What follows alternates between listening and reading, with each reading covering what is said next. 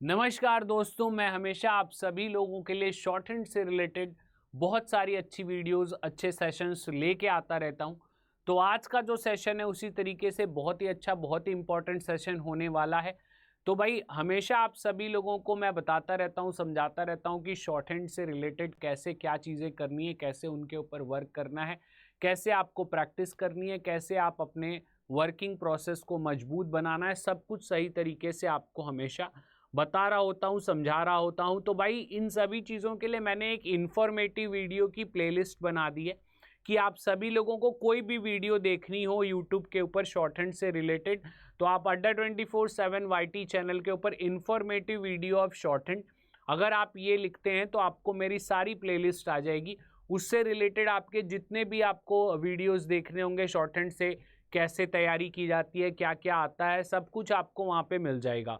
तो आप informative video of short hands जो है सर्च करिए और उसके थ्रू आप जो है अपनी प्रैक्टिस को कर सकते हैं। साथ ही साथ आप सभी लोगों से मेरी रिक्वेस्ट है कि अड्डा 24/7 चैनल को ज़रूर सब्सक्राइब करिए, ताकि चैनल को सब्सक्राइब करने के बाद जो मोस्ट ऑफ द बेनिफिट्स हैं वो आपको अवेल हो पाएँ, चाहे अपडेट से रिलेटेड हो, सिलेबस से रिलेटेड हो, एग्ज़ाम से रिलेटेड हो, सभी तरीके की चीज़ें आपको चैनल सब्सक्राइब करने के माध्यम से मिल जाती हैं। तो चलिए आज के सेशन के ऊपर बात करते हैं।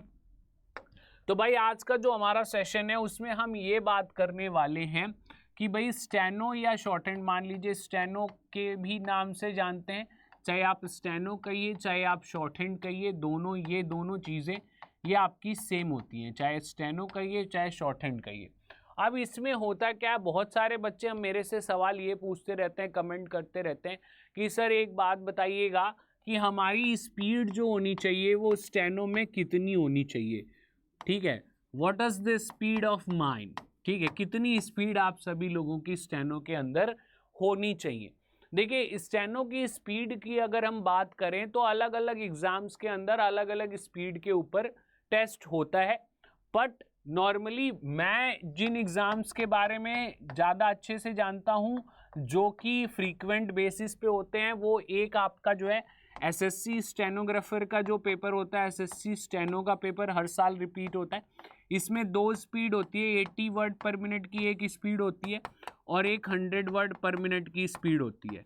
ठीक है, तो ये एक एग्ज़ाम हो गया। एक इसके बाद आपका जो डीडीए का एग्ज़ाम होता है, दिल्ली डेवलपमेंट अथॉरिटी का, उसमें भी आपका 80 वर्ड पर मिनट पे ही आपका टेस्ट होता है।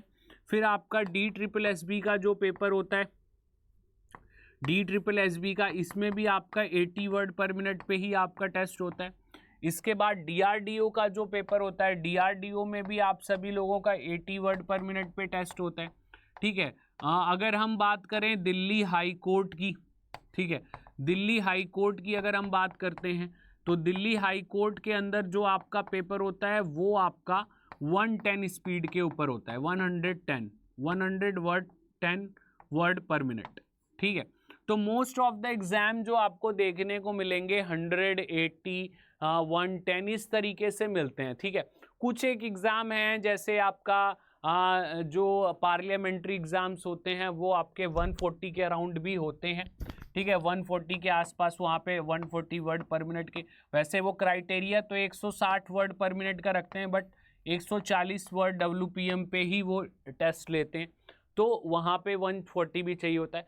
तो बेसिकली देखिए मेरा कहने का मतलब ये है कि अगर आप कंटिन्यूटी से कोई एग्ज़ाम दे रहे हैं, लगातार जो एग्ज़ाम रिपीट हो रहे हैं, जो एग्ज़ाम हमेशा मिनिस्ट्रियल में आते हैं, एम्स हो गया, CBSE हो गया, DDA DRDO हो गया, ठीक है, तो ये सभी एग्ज़ाम्स को अगर देखा जाए तो सब पे अप्रॉक्सीमेटली 80-100 की स्पीड लगी होती है।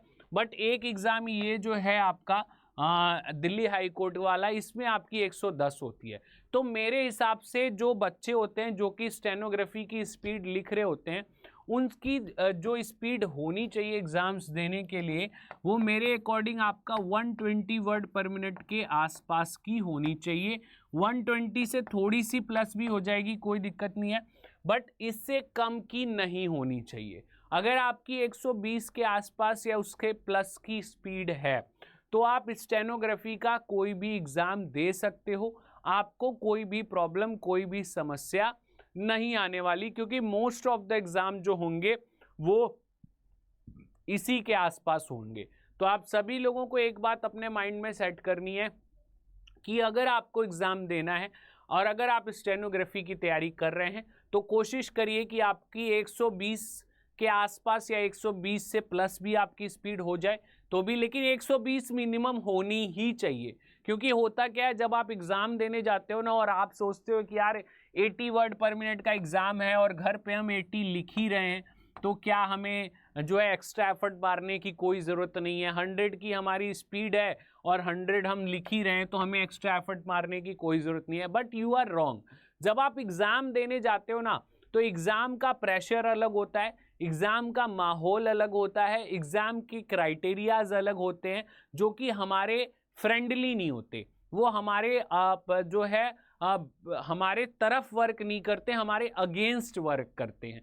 तो आपको जो है उस पॉइंट ऑफ व्यू से अपनी तैयारी जो है वो थोड़ा सा आगे की करनी चाहिए, थोड़ा सा हाई लेवल की करनी चाहिए, जिससे कि एग्ज़ाम का जो प्रेशर है, एग्ज़ाम का जो दबाव है वो आपके ऊपर हावी ना हो। क्योंकि ऑलरेडी आप जो है एक्स्ट्रा स्पीड प्रैक्टिस करके गए हो तो आपको वहाँ पे जो कम वाली स्पीड होगी उसमें लिखने में कोई समस्या, कोई दिक्कत नहीं आएगी। तो मेरे अकॉर्डिंग जो भी स्टूडेंट शॉर्ट हैंड सीख रहे हैं वो प्रयास करें, कोशिश करें। हमारे डिक्टेशन के बैचेस डेली YT पे शाम को 4 बजे चलते हैं, तो जिनकी स्पीड नहीं है वो उस बैचेस में आके अपनी स्पीड को इम्प्रूव कर सकते हैं, अच्छा कर सकते हैं।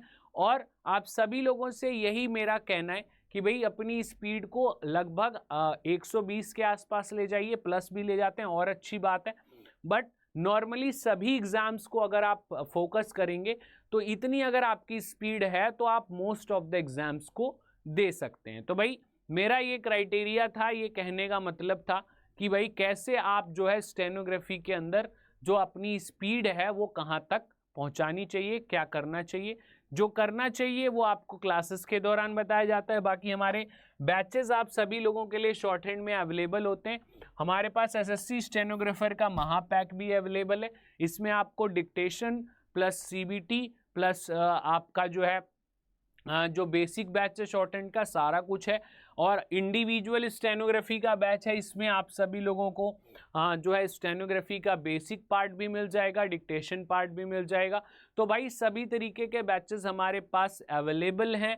अगर आप स्टेनोग्राफी की तैयारी कर रहे हैं तो आप इन बैचेस को परचेज कर सकते हैं, कोड अप्लाई कर सकते हैं Y922। इस कोड के माध्यम से आपको सभी बैचेस के अंदर डिस्काउंट मिल जाएंगे। साथ ही साथ आप अपनी स्टेनोग्राफी की तैयारी को आगे बढ़ाते रहेंगे। तो भैया एग्जाम चाहे कोई भी हो, कोई फर्क नहीं पड़ता, आप कोई भी एग्जाम दे रहे हो, लेकिन तैयारी आपकी पहले से होनी चाहिए।